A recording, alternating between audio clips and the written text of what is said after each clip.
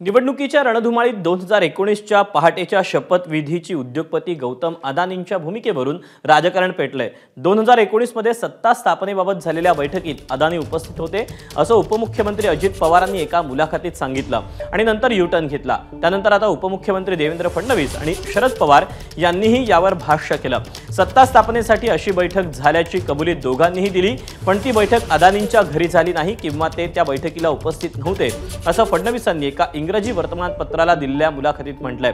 पण पवारांनी मात्र बैठक अदानींच्या घरीच झाली, पण ते राजकीय चर्चेत सहभागी नव्हते असं म्हटलंय।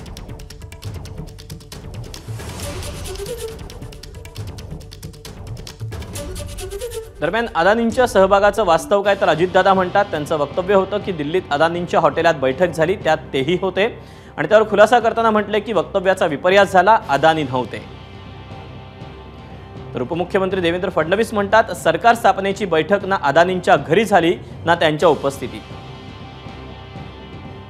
तर शरद पवार म्हणतात भाजपशी अदानींच्या घरी चर्चा झाली, त्यात अदानी नव्हते, अदानींनी भोजनाचीही व्यवस्था केली, राजकीय चर्चेत ते नव्हते।